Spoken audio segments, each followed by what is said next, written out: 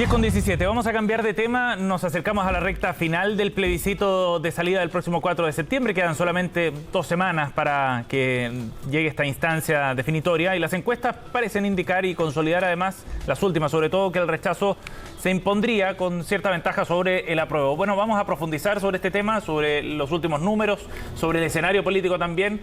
Estamos aquí en el estudio junto al director de Data Science de Anholster, Cristóbal Uneus, y el académico de la Escuela de Ciencias Políticas de la Universidad de Portales, Fernando García. Fernando, Cristóbal, gracias por estar con nosotros. Bienvenido. Muchas gracias por la invitación. Gracias por acompañarnos este fin de semana. Cristóbal, a ver, ayer tuvimos las 2 últimas encuestas antes de esta veda, ¿no?, de encuestas que rige hasta el 4 de septiembre. Son 2 semanas sin la posibilidad de al menos hacer públicas estos sondeos de opinión. ¿Qué nos muestran estos últimos resultados respecto a la tendencia que veníamos viendo, Cristóbal? Son consistentes con la tendencia que se había visto. Como tú bien dijiste, se consolida o se mantiene la ventaja del rechazo por sobre el apruebo. Y por lo tanto no entrega información adicional y pareciera que hemos llegado a un nivel de equilibrio ante las 2 semanas que quedan. Que ojo, que las empresas van a seguir haciendo encuestas, lo que está prohibido es la publicación en medios masivos, pero las redes sociales, como la vez pasada, la última elección, van a seguir funcionando. Claro, entonces, o WhatsApp, por eso, WhatsApp o redes sociales, y por lo tanto la gente más informada va a seguir sabiendo si esto se está acortando o no. Sí. Ustedes en Anholster hacen un trabajo bien interesante. En decidechile.cl se puede ver si es que alguien quiere revisarlo, porque consolidan las distintas encuestas, ¿no? Claro, todas las encuestas que han sacado información pública han salido citados en algunos de los medios, nosotros los publicamos tal como lo publican ellos, y ayer salieron 3 encuestas, Black and White, CADEM y Pulso Ciudadano, y claro, hay diferencia entre ellos, pero en el promedio que uno mira en el largo plazo no hay tendencia, donde básicamente el rechazo llegó como un cierto plató, y en las últimas meses la prueba ha subido un poco, pero muy poco para como decir que tiene posibilidad de alcanzarlo en las últimas 2 semanas. En este consolidado ustedes ven una distancia de cerca de 10 puntos. 10, 11 puntos, claro, 10 puntos más bien. 10 puntos de ventaja del rechazo. No hubo cambios, es decir, en las últimas semanas en no hay. Perfecto.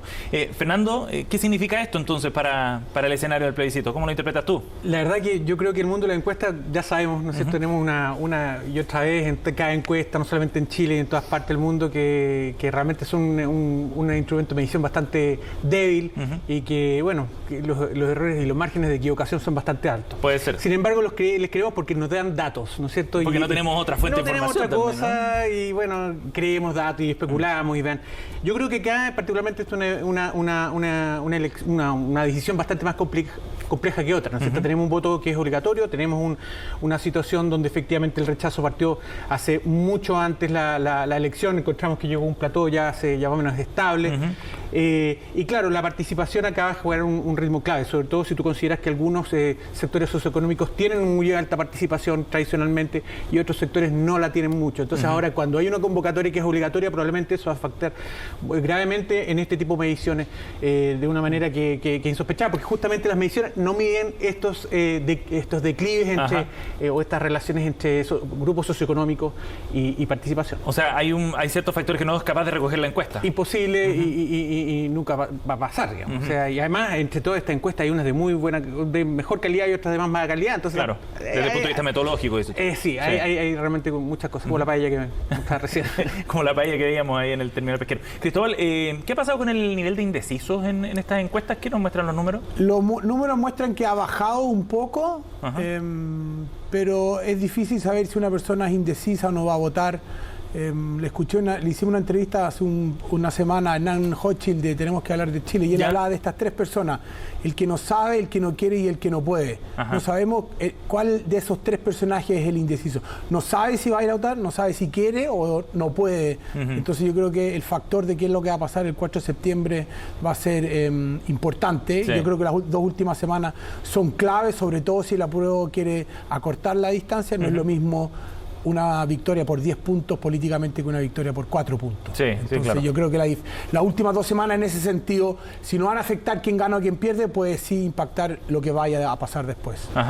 Ahora, hay un dato que puso sobre la mesa el director de CERVEL que es bien interesante y me gustaría que lo comentáramos, porque en conversación con Tele 13 Radio, Andrés Tagle, planteaba que había un nivel de consultas bien insólito para la última semana de consultas en el sitio de CERVEL CERVEL respecto a los datos del lugar de votación. 12 millones de consultas. ¿Eso podría adelantar un nivel de participación así realmente sorprendente en 2 semanas más, o no?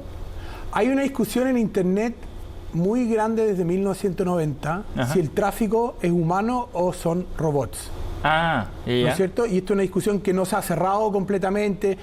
Por eso las páginas web muchas veces tienen este captcha, tengo que apretar botón, soy humano, tengo que reconocer una foto. Reconoce el semáforo. Exactamente, porque no quieren que sean robots los que accedan a la información. Y en este caso, la pregunta que me hago yo, 12 millones de consultas en 4 días es un tráfico gigante. Enorme. Enorme. Entonces yo creo que es importante, sin dudar de la veracidad de que esos contactos y consultas se hicieron, tratar de ver de quién lo hizo.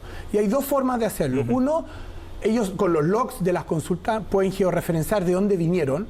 Si vinieron todos de la región metropolitana, es bien distinto que si vinieron dispersos por el país. Y 2, a la hora que se hicieron.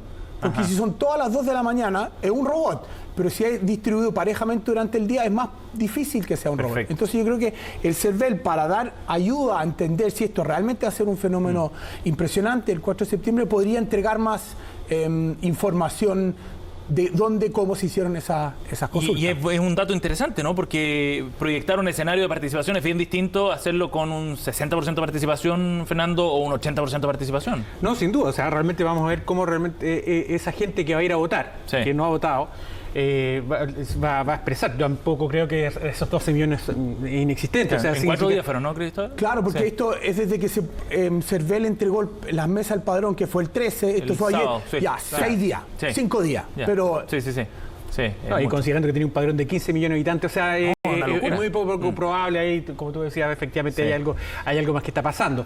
Pero yo creo que, claro, acá el indeciso es muy claro.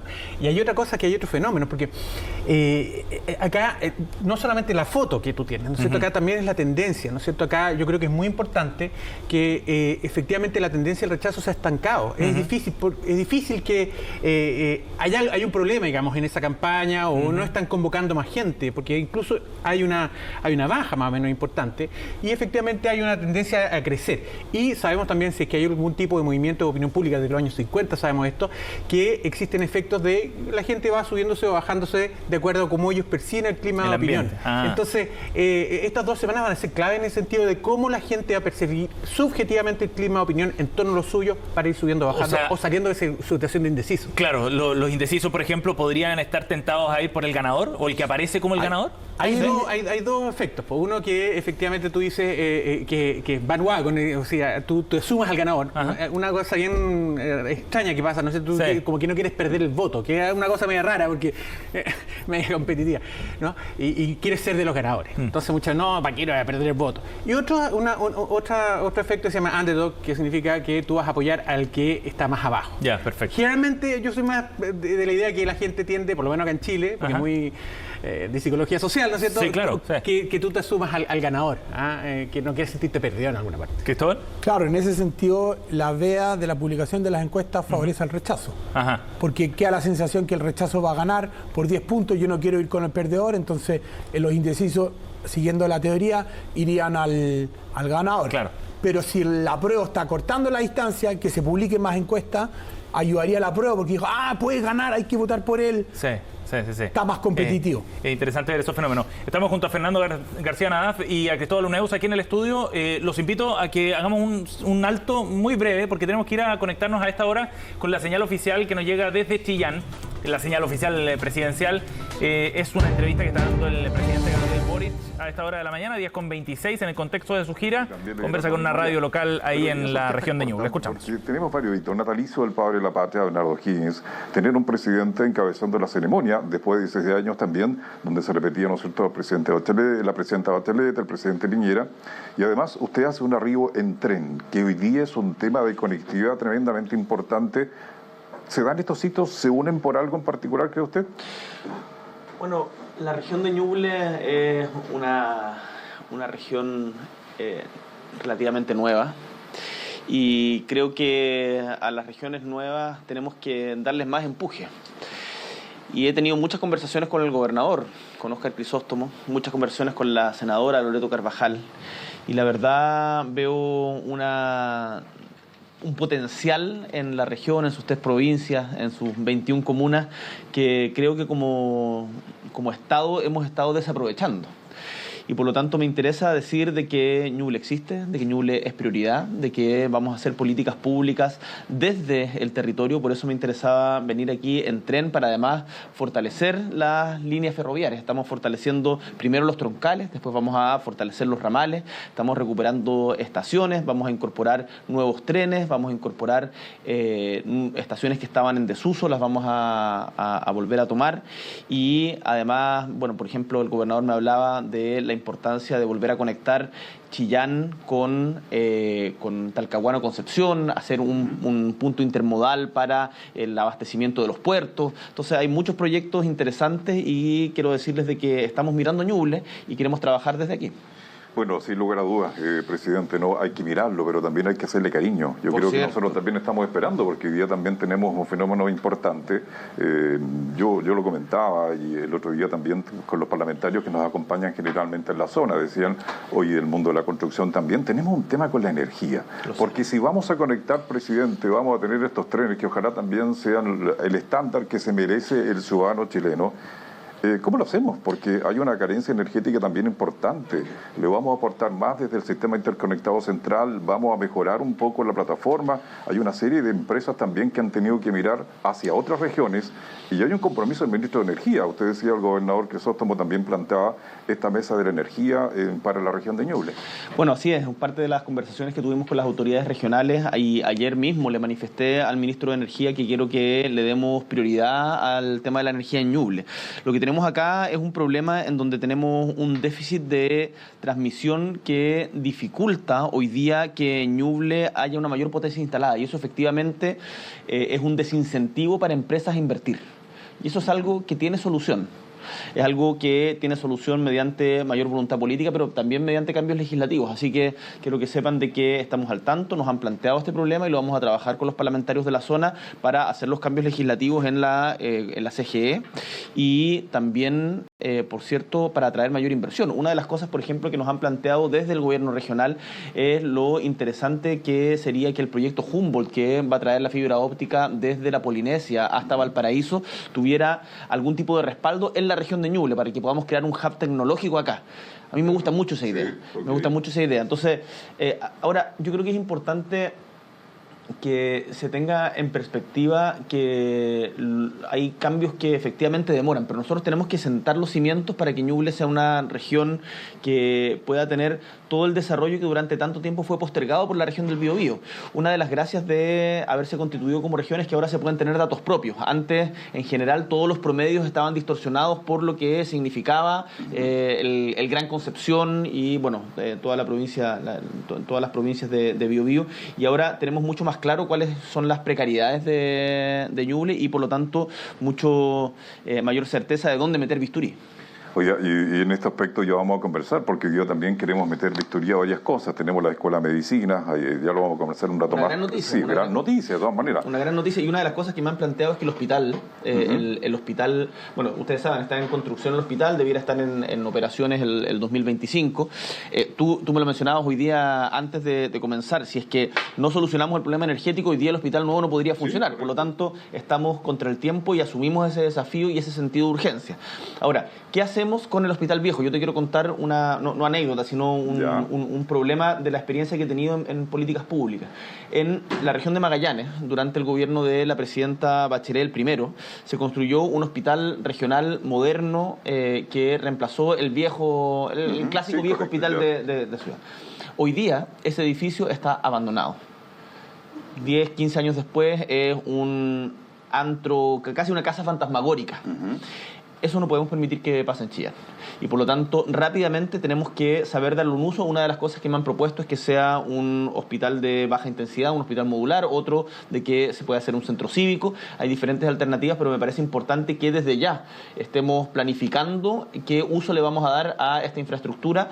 Y además yo felicito la decisión de las universidades locales de instalar medicina, de crear la carrera de medicina acá, porque claramente vamos a necesitar más médicos generales de zona y más especialistas. De todas maneras, tenemos Universidad del Biobío, Universidad de Concepción también hay que podrían hacer este trabajo. Pero yo me quiero quedar un poco también con el tema de energía, construcción, un vínculo importante, presidente. Hoy día tenemos a una región de Ñuble con... Conectados con la señal de la entrevista que está dando hasta ahora el presidente Gabriel Boric en Radio Macarena de Chillán, abordando temas locales por ahora, como corresponde, por supuesto, ¿no? Hay mucho interés en cada una de las regiones y genera expectativa además la visita del presidente Gabriel Boric por la región de Ñuble, conversando de temas, por ejemplo, de los requerimientos energéticos de la zona, que es un tema urgente, también otros avances en materia de salud. Ya vamos a estar conectados nuevamente con la señal y, por supuesto, rescataremos lo más importante en las declaraciones que entrega el presidente Gabriel Boric en esta entrevista. Por ahora estamos aquí en el estudio también junto a Fernando García Nadaf y Cristóbal Uneus analizando el panorama de las encuestas de cara al plebiscito. Quedan 2 semanas solamente para esa elección tan importante para nuestro país. Y estábamos hablando del escenario que se abre en relación a la participación, ¿no? Y que una pregunta pendiente al respecto, Fernando, sobre quién gana con mayores niveles de participación. O sea, si llega a subir el nivel de participación, por ejemplo, respecto a la segunda vuelta presidencial, que sería algo esperable considerando que es un voto obligatorio, ¿eso favorece a quién? Yo creo que aquellos que van a ir a votar se van a distribuir, ¿no es cierto? No es que todo el 100% vaya para un lado y otro. Tiendo a pensar que debería favorecer más a sectores que se identifican con más sectores más de izquierda. Ajá. ¿Y por qué?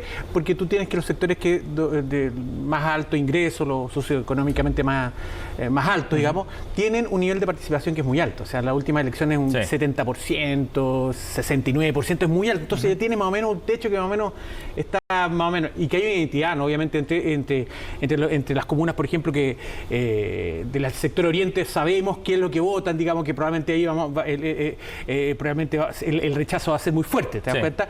Y al contrario census, digamos, los sectores más bajos, donde por ejemplo La Pintana, que tiene un nivel de ingreso que es uno de los más bajos del país, claro, tiene un nivel de participación 50%. Entonces yo creo que ahí debería ir más gente si es que efectivamente el voto obligatorio funciona, y probablemente, y yo creo que ese es uno de los factores más importantes para entender o para uno generar la hipótesis de por qué las encuestas pueden caerse muy fuertemente en esta fase. Por ese factor de incertidumbre, digamos, Cristóbal. Sí, si miramos un poco los datos que están disponibles, ¿no es cierto? Tanto en la encuesta Academ como en la encuesta Pulso Ciudadano hacen la distinción entre si votaste o no votaste en la elección pasada, y lo que muestran la encuesta es que los que no han participado, los que no participaron en la segunda elección, perdón, en la segunda vuelta del 2021, hoy día está una proporción mayor votaría rechazo que votaría apruebo. Entonces, los datos muestran una cosa de que en el fondo más participación debería favorecer aún más al rechazo, tomando en cuenta los espacios y sobre quién están encuestados las encuestas. Y yo quería volver a un tema sobre la visita del presidente. Claro, vinculémoslo. ¿No es cierto? En Chile, nosotros dividimos Chile en Decide Chile en 3 zonas: el norte, el centro, Metropolitana Valparaíso, y el sur, que es de Rancagua hacia el sur. De Rancagua hacia el sur, el presidente perdió contra José Antonio Kast, ¿no es cierto? 48,5 contra 51,5. Y en el centro y en el norte ganó por paliza, 60-40. Entonces nosotros decimos que hay 2 partidos en la elección del 4.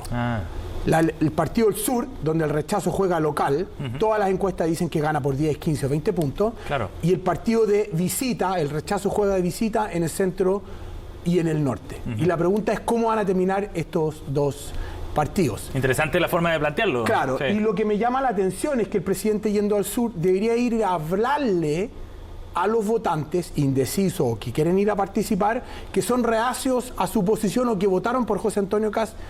Y si habla de energía y habla de conectividad, me parece un discurso bastante elevado. ¿Por qué no le habla a los agricultores? Claro, por ejemplo. Entonces, porque están preocupados por los derechos de agua, por ejemplo. Por ejemplo, los derechos de agua, que yo los vamos a regular, los vamos a asegurar. Y lo quiero conectar con la realidad que está pasando. Hay una guerra en Ucrania, ¿no es cierto?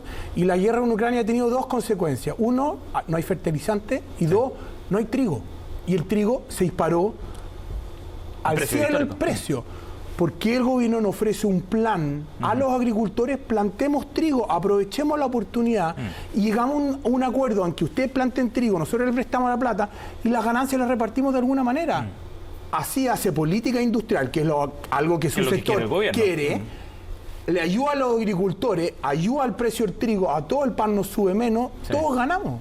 Entonces no entiendo la estrategia, dado los números del gobierno, hablándole al sector energético. Es interesante el punto porque el presidente ha estado bien activo las últimas semanas y de hecho eso ha significado que lo acusen en la oposición, ¿no?, de estar en un plan de intervencionismo, Fernando. Bueno, justamente lo que me llama la atención del punto de vista de Cristóbal, que efectivamente aquí se mezclan los planos, ¿no? Evidentemente, el presidente, ¿no? Claro, ¿no es cierto? El presidente no puede estar hablando haciendo campaña, ¿no es cierto? No es su rol. Yo creo que está haciendo otras cosas, evidentemente está hablando efectivamente al mundo de Chillán.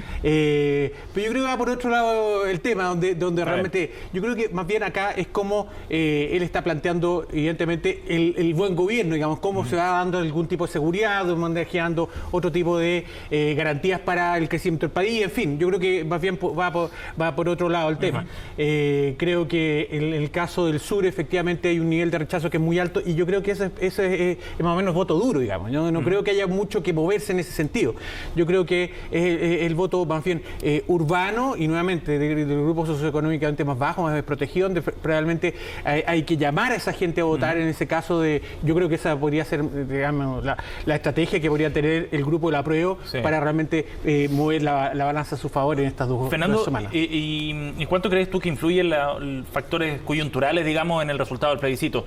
La evaluación que tiene el gobierno hoy día, temas como la inflación, por ejemplo, este tipo de aspectos, lo que está ocurriendo en materia de seguridad, ¿cómo influyen, crees tú, en lo que va a ocurrir? Yo creo que influye en cierta manera, claro que sí, pero yo creo que hay que considerar, hay que tener bien claro que acá hay dos grupos que ya están totalmente definidos, ¿no es cierto? Hay un grupo que está ya totalmente vinculado con el rechazo, que probablemente mucha gente que votó por José Antonio Kast, que votó rechazo en la primera, digamos. Es decir, ese grupo duro, y aunque tú hagas lo que hagas, esa gente va a votar rechazo. Lo mismo pasa con un sector duro de la prueba. Acá hay dos elementos cómo se mueve ese indeciso, ¿no es cierto? Y el abstencionista, o por lo menos que hasta ahora era abstencionista. Es ahí donde se juega. Yo creo que acá factores clave tienen que ver con, por ejemplo, el conocimiento de la Constitución, ¿no es cierto? Luchar contra el fake news, ¿no es cierto? Yo creo que esos son elementos claves para que se mueva la aguja en alguna medida, ¿no es cierto? Es decir, dar conocimiento, ver realmente qué se juega en la Constitución, la propuesta constitucional y cómo eso puede afectar la vida de la gente. Yo creo que eso para mí es clave, yo creo, en estas últimas 2 semanas. ¿Cristóbal? Sí, yo sería cuidadoso con el impacto de la fake news en Chile. Uno, no tenemos datos, y dos, este es un país que le cuesta entender lo que lee. La capacidad lectora medido por la OECD es bastante baja. Incluso los rendimientos nuestros, el PISA y todo eso comparado con otros países es bajo. Entonces yo no sé si la gente entiende cuando le dicen que esto es verdad o esto es mentira. Y yo creo que el equilibrio del resultado tiene que ver con errores que vienen de antes. No creo que esto se explique por el fake news. Yo creo que uno es el texto es difícil de entender. Es decir, yo creo que aquí la estrategia de haber impreso 1 millón de constituciones y leyendo la Constitución tú vas a votar a pro, la gente no entiende lo que lee. Entonces, haber dado la Constitución ayuda a los sectores más educados, más ilustrados, que está bien, pero no soluciona el problema de la señora Juanita. Entonces, ¿y qué convence entonces? Yo creo que convence una estrategia mucho más general, del sueño país, de qué es lo que va a implicar la Constitución que el texto mismo. ¿Más emocional? Más emocional y también de confianza. Y ahí esto se une con los errores del gobierno. Entonces yo creo que la gente ha mirado al gobierno, votó por este presidente, confió. Él firmó el acuerdo, ¿no es cierto? Sin la firma de él probablemente el acuerdo no habría existido. Entonces yo creo que le pusieron muchas fichas a él. Primera es que es presidente, debe ser súper difícil, no me puedo imaginar estando en los zapatos de él.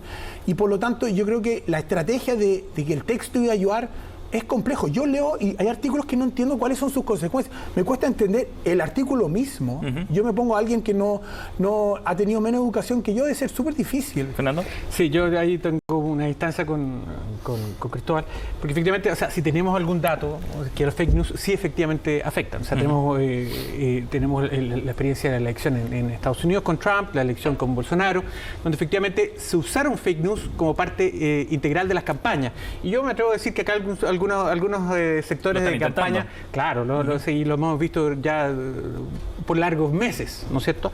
Y justamente han habido todas iniciativas para tratar de contrarrestar esta idea de las fake news. Yo creo que las fake news sí afectan, efectivamente, porque yo creo que si alguien gente, probablemente no todo el mundo va a leer la Constitución entera, pero sí sabemos que los efectos persuasivos que hay, uno son los líderes de opinión. Ellos sí leen, ¿no es cierto? Y la gente realmente puede que no sepa y no la haya leído, pero van a ir donde el líder de opinión, que puede ser dentro de tu casa, tu barrio o en los medios de comunicación, y le van a preguntar, bueno, ¿qué opinas tú? Claro. Ese es un elemento persuasivo totalmente importante. Llega. Totalmente, y eso sabemos, los medios de comunicación no afectan directamente, pero sí los líderes de opinión, ¿no? Y lo otro tiene que ver con las identidades, ¿no es cierto? La gente dice, bueno, yo no quiero estar solo, no quiero ser ¿no es cierto? Quiero ser la oveja negra de mi rebaño. Entonces tiendes a votar más o menos parecido a lo que es tu rebaño. Esto tiene que ver con las identidades, ¿no es cierto? Entonces, si tú aquello que tú te identificas va más o menos por el mismo camino, sí sirve. Por lo tanto, si es que tú logras que apruebe o rechazo genere mayor cantidad de identidades dentro de nuestro electorado, sin duda que aquí es donde se juega, y justamente cuando haces una campaña tú juegas con esas identidades con los líderes de opinión también. Oye, y hablando de este proceso de campaña y de los factores que influyen o no, ¿ha pasado algo con la franja, Cristóbal? ¿Tú crees que mueve la aguja de alguna manera la franja? Yo creo que la franja sí mueve la aguja, y la elección más grande yo creo que es la franja de la convención. Porque si uno mira los resultados de la convención constitucional, ¿no es cierto?, donde la lista del pueblo sacó 27 convencionales, no tuvieron radio, muy poco en Facebook, no tuvieron volantes, y lo único que tuvieron fue una franja con un rostro, Sigrid Alegría, ¿no es cierto? La gente lo conoció y decidió votar. Lo conoció ahí. Los conoció ahí con la franja. Entonces yo creo que una franja bien hecha con un mensaje simple. La lista del pueblo tuvo un mensaje súper simple. Nosotros en su momento yo no le di ninguna importancia, yo la conocía a ella. Nadie, ¿no? Yo no pensé que gente iba a votar por ella, pero entonces hubo votos que no vimos venir. Y la sensación que tengo yo acá es que la franja también puede tener ese efecto. Siento que la franja, el rechazo es más simple. Porque la franja la prueba, al menos las primeras semanas cuando lo vi, artículo 2, artículo 5. No sé si la gente va a decidir por el artículo 2, artículo 5. Pero puede ser que tenga efecto al final, solo lo vamos a ver el 4 de septiembre. ¿Fernando? Sí, yo creo que la franja efectivamente tiene mucho efecto. O sea, hoy día sabemos que la televisión, como que en el imaginario, las redes sociales, el mundo digital está imponiéndose. Pero en realidad, si tú ves realmente el impacto que puede tener todavía la televisión a nivel de masividad, es como pesca arrastre, ¿no es cierto? Además, es muy fácil generar lo que hablábamos recién, identidades, simplificaciones, donde tomas decisiones. Sí. La gente no solamente está viendo lo que tú dices, está viendo cómo tú te mueves, cómo te vistes, en fin, las imágenes, en fin, todo eso se traduce y es más fácil de traducir o de digerir por un lector medio. Entonces, la imagen y la televisión sigue siendo muy poderosa, al contrario del mundo digital, que a pesar de todas estas imágenes que se nos generan, que son tan poderosas, en realidad funcionan más bien a nivel de nichos. Sí. Es decir, un pequeño grupo, y bueno, te puede servir a veces para otro tipo de cosas, para estrategia a veces de venta de mercado, o cuando tú tienes un objetivo político muy definido. En este caso, que tú necesitas grande masividad, yo creo que la televisión es fundamental. Sí, y ha tenido buen rating además. Sí, porque ha tenido buen rating. Estaba viendo los números precisamente. El PIC, 41 puntos, 42 puntos.